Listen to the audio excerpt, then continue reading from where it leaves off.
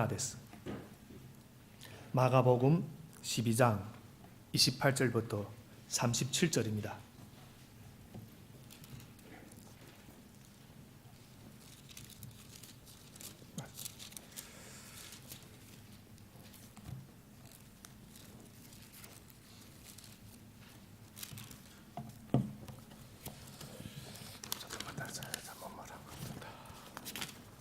죄송합니다. 34절까지입니다. 마가복음 12장 28절부터 34절까지입니다. マルコの福音書12章の28から34節までです。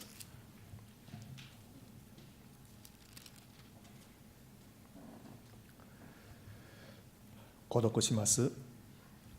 율법 학자들 가운데 한 사람이 다가와서 그들이 변론하는 것을 들었다. 그는 예수가 그들에게 대답을 잘 하시는 것을 보고서 예수께 물었다. 모든 계명 가운데서 가장 으뜸되는 것은 어느 것입니까?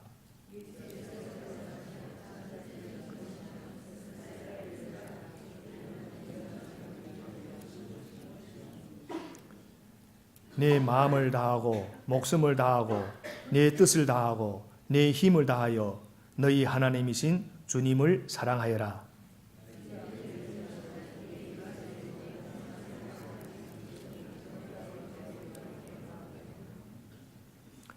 그러자 율법학자가 예수께 말하였다.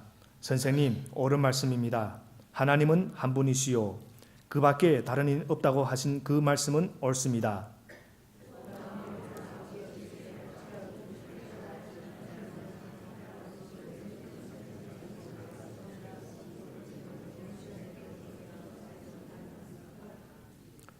(34절) 함께 읽겠습니다.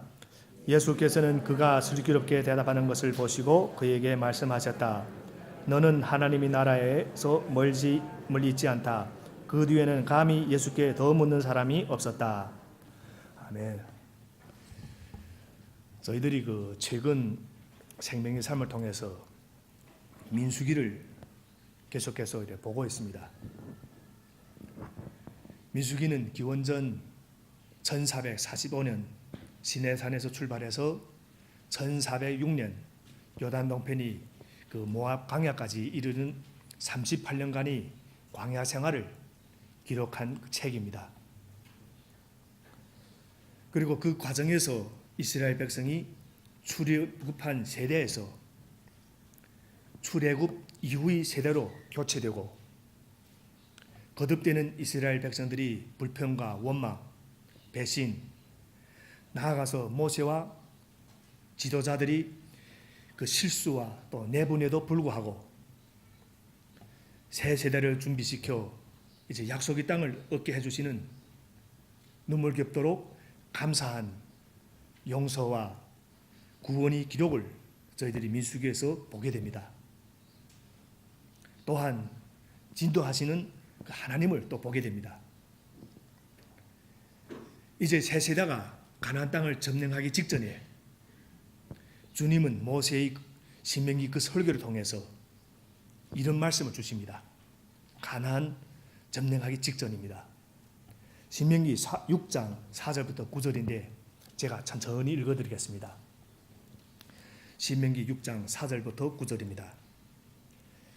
이스라엘은 들으십시오. 주님은 우리 하나님이시오. 주님은 오직 한 분뿐이십니다. 당신들은 마음을 다하고 뜻을 다하고 힘을 다하여 주 당신들이 하나님을 사랑하십시오. 내가 오늘 당신들에게 말하는 이 말씀을 마음에 새기고 자네에게 부지런히 가르치며 집에 있을 때나 길을 갈 때나 누워 있을 때나 일어나 있을 때나 언제든지 가르치십시오. 또 당신들은 그것을 손에 매어 표로 삼고 이마에 붙여서 기호로 삼으십시오. 진문설주와 대문에도 써서 붙이십시오. 이것이 가나안 점령하기 직전에 하나님이 모세에게 통해서 이스라엘 백성이 주신 말씀입니다. 여러분, 우리는 하나님을 사랑해야 됩니다. 이웃도 사랑해야 됩니다. 수직적으로는 하나님을 사랑하고 수평으로는 이웃을 사랑하는 것이 십계명의 핵심입니다. 하나님을 사랑한다면 이웃도 사랑해야 합니다. 하나님 사랑이 빠져버린 이웃 사랑은 없는 것이고 이웃 사랑이 빠져버린 하나님의 사랑은 없는 것입니다. 하나님을 사랑하고 예배한다면 이웃도 그만큼 사랑해야 균형 잡힌 그런 신앙이라 볼 수 있는 것입니다. 우리 이 신앙생활에 하나님 사랑, 이웃 사랑을 빼놓을 수 없습니다. 2000년 전 예수님이 이 땅에 오셨을 때입니다. 어떤 사람이 예수님께 이런 질문을 합니다. 오늘 보면 28절의 말씀인데 율법학자들 가운데 한 사람이 다가와서 그들이 변론하는 것을 들었다. 그는 예수가 그들에게 대답을 잘 하시는 것을 보고서 예수께 물었다. 모든 계명 가운데서 가장 으뜸되는 것은 어느 것입니까? 그러자 예수님께서 이 질문에 이렇게 대답합니다. 우리 29절부터 31절을 함께 읽겠습니다. 예수님이 대답이 있습니다. 29절부터 31절 시작. 예수님께서 대답하셨다. 첫째는 이것이다. 이스라엘아 들어라. 우리 하나님이신 주님은 오직 한 분이신 주님이시다. 내 마음을 다하고 내 목숨을 다하고 내 뜻을 다하고 내 힘을 다하여 너희 하나님이신 주님을 사랑하여라. 둘째는 이것이다. 내 이웃을 내 몸같이 사랑하여라. 이 계명보다 더 큰 계명은 없다. 마태복음서에서도 똑같이 이 두 계명의 말씀을 하신 후에 이 두 계명의 온 율법과 예언서의 본뜻이 달려있다 하고 말하고 누가복음서에서도 이 두 계명의 말씀하신 후에 그대로 행하여라. 그리하면 살 것이다 라고 말씀하십니다. 영생의 사람들이 꼭 붙잡아야 할 진리인 것을 가르쳐주고 있는 것입니다. 또 요한복음에서는 예수님이 십자가에 달리시기 전에 새 계명으로 내가 너희를 사랑한 것 같이 너희도 서로 사랑하여라. 사랑하는 성도 여러분, 왜 우리는 하나님을 사랑해야 합니까? 복잡하게 해석할 것이 없이 이것은 피조물인 사람이 본분입니다. 피조물이 창조주를 사랑하는 것은 당연한 것입니다. 그럼 왜 내 이웃을 내 몸처럼 사랑해야 됩니까? 그것은 하나님께서 우리를 그런 신분으로 불러주셨기 때문입니다. 예수님께서 마태복음 5장 44절부터 45절에서 이런 말씀 주십니다. 마태복음 5장 44절부터 45절 제가 천천히 읽어드리겠습니다.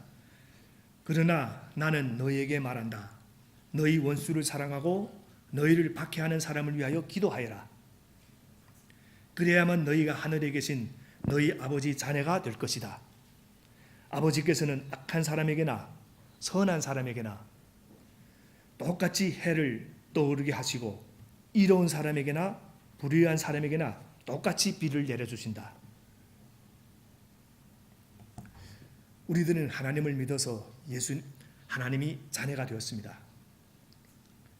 그러니 우리가 이웃을 사랑하고 그 사랑이 구체적으로 드러날 적에 다른 사람에게 하나님이 자녀인 것이 드러난다 하는 것입니다.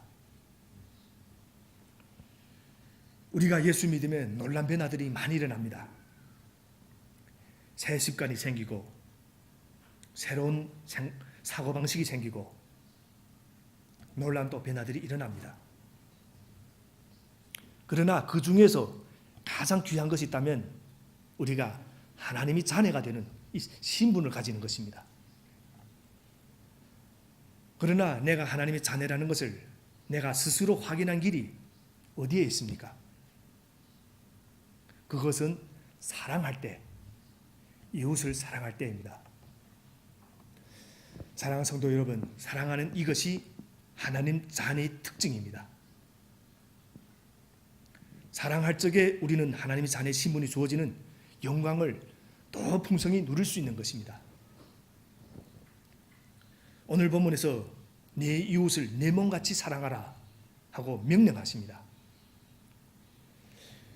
여러분, 사랑은 해도 되고 안 해도 되는 그런 선택 사항이 아닙니다. 하나님이 명령입니다. 요한일서 4장 8절은 이렇게 말합니다. 사랑하지 않는 사람은 하나님을 알지 못합니다. 하나님은 사랑이시기 때문입니다. 요한복음에서도 이렇게 말합니다. 서로 사랑하면 모든 사람이 그것으로서 너희가 내 제자인 줄 알게 될 것이다. 명령은 내가 선택해서 취사할 수 있는 것이 아닙니다. 명령은 그냥 순종해야 되는 것입니다. 그래서 우리는 이 명령에 순종하느냐 순종하지 않느냐에 따라서 하나님이 사람의 특징이 드러나느냐 드러나지 않느냐로 분리됩니다. 이렇게 사랑할 적에 이 사랑은 우리를 행복으로 인도해 주십니다. 우리는 사랑할 적에 진정한 행복을 맛봅니다. 여러분, 돈이랑 과학은 우리를 편리하게 만들어줍니다. 그렇지만 우리에게 진정한 행복은 가져다 주지 못합니다. 사랑하고 있는 부부 행복합니다. 한참 좋아하는 연인들은 둘이 앉아있기만 해도 모든 것이 즐거움입니다. 사랑은 늘 그 사랑 속에 감동이 있고 그 사랑 속에 기쁨이 있고 그 사랑 속에 만족이 있고 그 사랑 속에 이해가 있고 그 사랑 속에 능력이 있습니다. 여기에 그 예화가 하나 있습니다. 한 할아버지가 이 복덕방을 경영했습니다. 복덕방이라면 집을 세를 주는 그런 할아버지입니다. 집을 또 이렇게 팔고 살고 하는. 왜냐하면 이 복덕방 근데 이 할아버지 복덕방 때문에 그 마을이 아주 행복했다고 합니다. 왜냐하면 이 복덕방 할아버지가 꼭 좋은 사람만 그 마을에 이래 모아줬다고 합니다. 어떻게 모으는가? 좋은 사람을. 그 비결이 있었는데 보통 새로 그 마을에 집을 구하려 온 그 사람들에게 그 설문조사를 한답니다. 어떤 집을 원하는가? 그러면 새로 집을 찾는 사람들 질문 가운데서 하나가 빼놓지 않고 하는 질문이 하나 있답니다. 이 동네 사람들은 어떤 사람입니까? 이 질문을 한답니다. 우리도 교회 올 때면 이 교회는 고배동복인 어떤 교회입니까? 질문하고 똑같습니다. 그러면 할아버지가 그 사람에게 다시 질문을 한답니다. 당신이 원래 살던 동네 사람들은 어떤 사람입니까? 그러면 대답이 두 가지가 나온답니다. 첫 번째 대답은 내가 원래 살던 동네 사람들은 좋은 사람이 참 많았습니다. 그러면 할아버지가 염려하지 마십시오. 여기는 거기 사람보다 더 좋은 사람들이 모여 살고 있습니다. 그런데 또 한 무리 사람들은 이렇게 대답한답니다. 내가 원래 살던 동네 사람들은 이렇게 나쁘고 이웃 사이가 안 좋다. 그러면 할아버지가 이 동네 사람들은 그 동네 사람보다 더 나쁜 사람들이 모여 살고 있습니다. 그래서 그 사람을 쫓아낸답니다. 뭘 말합니까? 여러분 스스로 한번 생각해 보시길 바랍니다. 내가 좋은 사람인가 나쁜 사람인가 한번 되돌아보시기 바랍니다. 사실 내가 나를 모릅니다. 그러나 여러분이 입으로 이 사람도 못마땅하고 저 사람도 못마땅할 때 여러분 한번 자신을 한번 생각해 보시기 바랍니다. 그런데 이 사람도 좋고 저 사람도 좋다. 저 사람도 사랑스러울 때 그 사람은 필시 좋은 사람입니다. 내가 나를 가리워져서 나를 보지 못하는 것입니다. 여러분, 사랑이 넉넉한 사람은 그 사랑이 다시 내게로 돌아옵니다. 그러기에 사랑하는 사람에게는 늘 행복이 있고 기쁨이 있고 만족이 있고 보람이 있습니다. 여러분, 지금 우리가 우울증, 이런 것들이 우리를 여러분 괴롭히고 있습니까? 슬픔이 여러분의 눈을 가려줍니까? 인생이 살다 보면 그럴 수 있습니다. 그러나 이것이 우리를 불행케 할 수는 없습니다. 마음을 다하고 목숨을 다하고 뜻을 다하고 힘을 다하여 너희 하나님인 주님을 사랑하여라. 그리고 내 이웃을 네 몸같이 사랑하여라. 사랑하는 사람에게는 반드시 행복이 있습니다. 우리 그리스도의 특권 하면 우리 소유나 우리 조건이나 우리 환경이 나의 행복을 주장하지 못하는 데 있습니다. 이것이 우리 그리스도인들의 특권입니다. 나의 행복은 어디서 오는가? 오로지 하나님께로부터 온다 하는 것입니다. 그리고 그분을 얼마나 사랑하느냐에 달려 있습니다.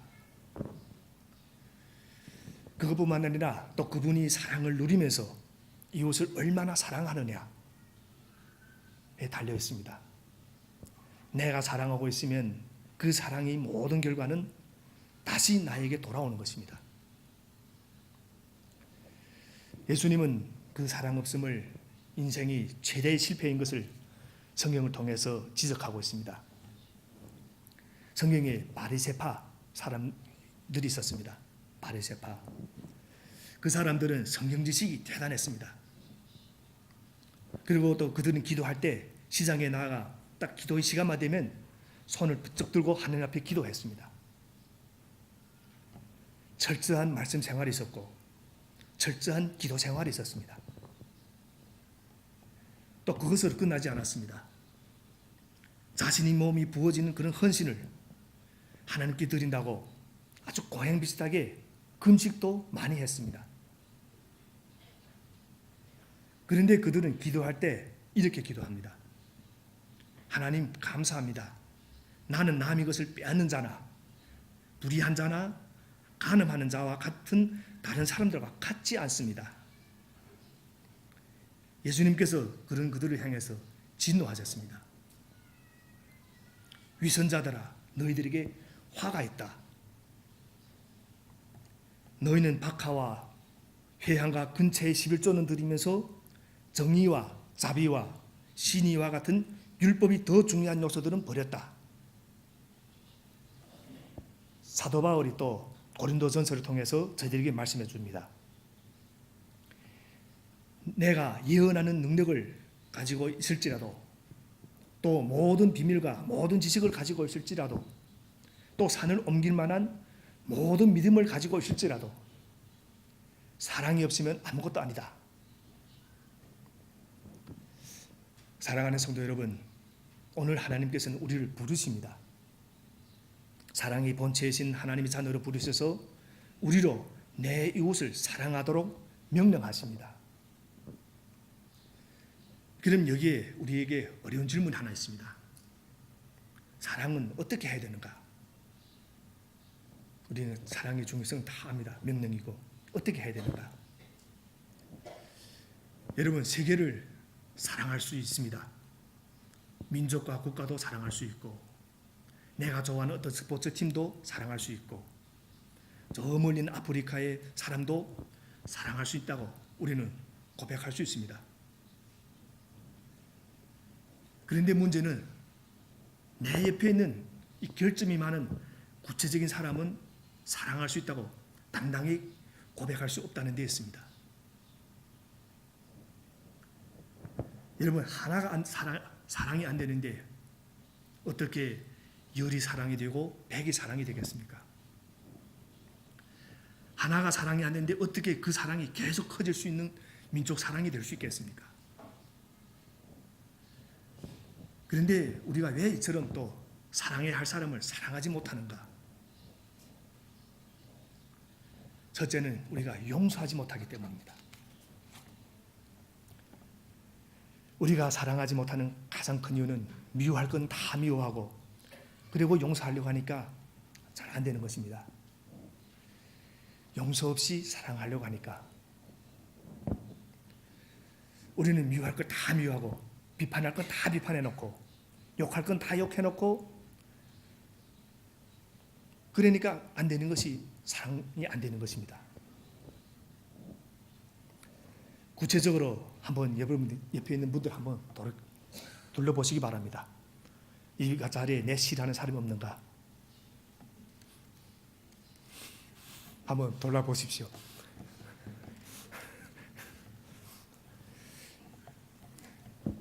사실 우리는 얼마든지 한 번도 가보지 못한 아프리카를 사랑할 수 있습니다. 인류도 사랑한다 하고 말할 수 있습니다. 그런데 내 몸처럼 얘기할 가장 가까운 사람을 사랑하는데 우리는 실패합니다. 여러분, 용서하기 위해서 해야 될 그 방법이 있습니다. 이해를 하려고 할 때 용서가 가능해집니다. 첫째는 이해하려고 할 때 상대편을 이해하려고 노력해야 됩니다. 이해한다는 이 말 속에는 그 사람 입장에 서보는 것입니다. 그리고 그 입장이 되어보라 하는 것입니다. 이해할 때 용서가 가능해지고 용서를 통해서도 사랑으로 나아갈 수 있는 것입니다. 그리고 또 두 번째는 인내해야 됩니다. 여러분, 고린도전서 13장을 보면 사랑은 오래 참는다고 합니다. 그러면서 사랑은 시기하지 않고 뽐내지 않고 교만하지 않고 사랑은 무리하지 않고 자기 이익을 구하지 않고 성을 내지 않고 원한을 품지 않고 사랑은 불의를 기뻐하지 않고 진리와 함께 기뻐한다. 이 말씀을 우리 이렇게 표현해 보겠습니다. 바꿔 표현해 봅니다. 사랑은 시기하려고 하는 마음을 오래 참는다. 시기하려는 마음을 참는다. 사랑은 뽐내려고 하는 마음을 참는다. 이런 식으로 한번 쭉 이렇게 바꿔보면 사랑은 믿어주고 소망하는 것입니다. 만약 우리 자녀들이 우리를 아무리 실망시켜도 우리는 그 자식에 대한 사랑을 포기하지 않습니다. 사랑은 실망을 넘어서 소망을 가집니다. 정말 도무지 아주 희망이 보이지 않는데 믿습니다. 저도 우리 교회에 그 어머니들 보면 참 이해가 안 되는 분들이 있습니다. 믿습니다. 사랑은 그 자녀의 가능성에 하나님의 축복이 있을 것을 믿는 것입니다. 사랑은 포기하지 않고 사랑은 언제까지나 인내합니다. 사랑하는 한 우리는 늘 믿어주고 또 그리고 소망합니다.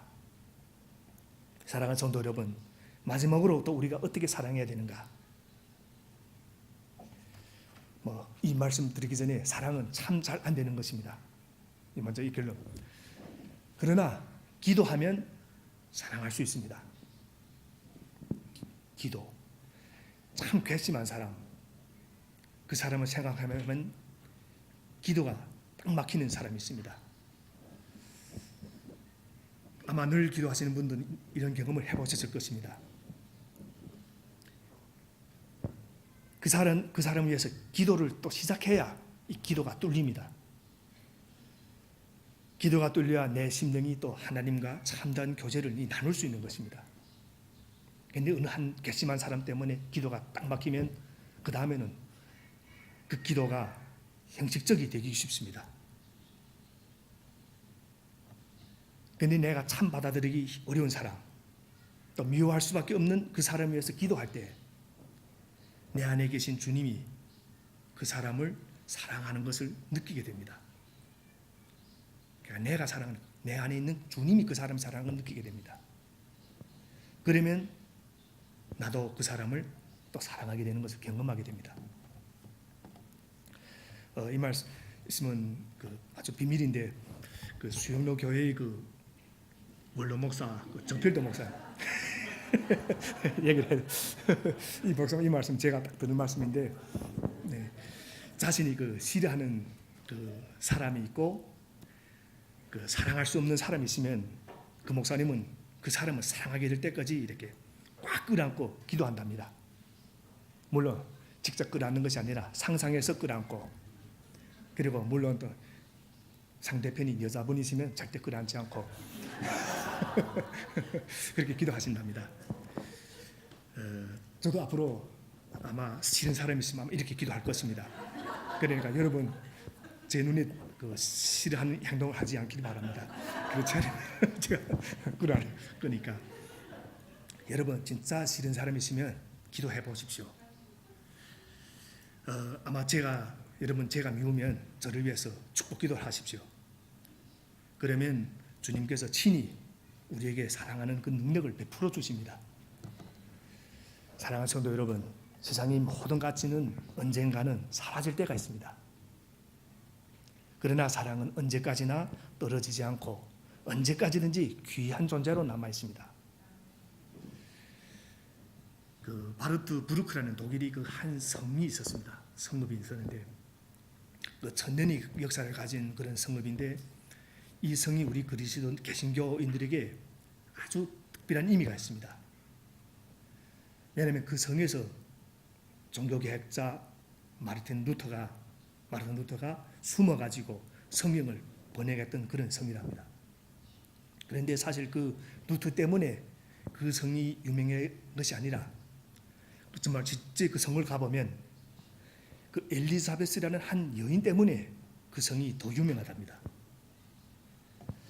이 여인 엘리자베스라는 이 여인은 그 헝가리에서 태어나서 14살에 그 성의 그 성주인 루트비 그 백작과 결혼을 했습니다. 14살에. 그녀는 성 안에서 살면서 부요한 생활을 하던 어느 날 성 아래 성 밖에 있는 백성들의 모습을 한번 봤습니다. 아픈 사람, 배가 고파서 고통받는 사람들의 모습을 보고 이 성 안에 있는 그 빵을 그들한테 나눠주기 시작했습니다. 그리고 그 백작이 남편 되는 백작이 그 십자군 전쟁에서 전사한 뒤 그 백작 가문에서는 독려하지 않는 상황에서도 계속해서 이 자선 사업에 헌신하였다고 합니다. 그 이야기는 800년 전의 이야기입니다. 결국 그 바르트 부르크 성에서 세 자녀와 함께 엘리자베스 이 여인은 쫓겨났고 그리고 쫓겨난 곳에서 병원을 세우고 그 병자들을 치료하다가 24살의 어린 나이에 그 세상을 떠납니다. 그녀는 죽고 나서 그 4년 뒤에 성자로 추대됐는데 지금도 그 성에 가면 그녀의 이야기가 루트 이야기보다도 더 유명하다고 합니다.